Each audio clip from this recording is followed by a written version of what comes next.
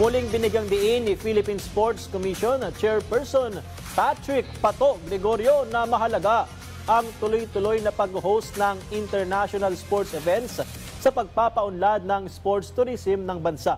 Yan ang ulat ni Tibay Jamaica Bayaka.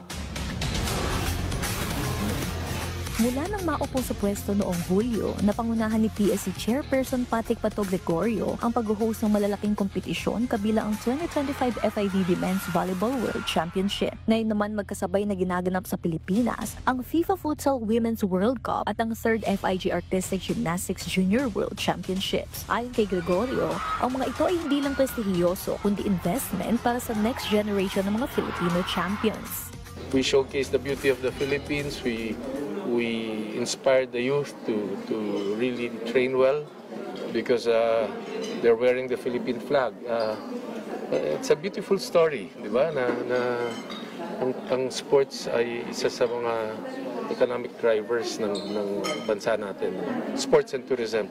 Giit niya hindi lamang medalya ang layunin kundi ang pagdami ng opportunities at international experiences sa mga kabataang atleta. Dagdag pa ni Pato, mas nagiging handang makipagkompetensya ang mga atleta kapag bata pa lang ay nailalagay na sa mas malalaking stage. Bukod dito, malaki rin ang naidudulot ng pag-host sa pag-boost ng turismo ng bansa. Kaya nakahanda ang Pilipinas na mag-open door sa mas marami pang world-level tournaments. Just continue hosting more international events, giving exposure to more athletes. In the next 2 weeks, we're leaving for Southeast Asian Games. We're sending the biggest delegation to the Southeast Asian Games. Ang sinasabi ng iba, bakit ang laki-laki, hindi naman lahat yan magmemedalya. But let us try to understand, step back and try to realize, hindi bang SEA Games yan ang pinakaunang international event na pwedeng laruan ng mga atleta natin? If we don't give them a chance there, kailan sila lalaban? Sa Asian Games, sa Olympics, hindi na sila mag-Asian Games. Hindi na sila mag-Olympics. Kaya ito, hindi lang gintong medalya ang bilangan dito. It is gano'n rin karami ang exposure na binibigay natin sa mga batang atleta natin.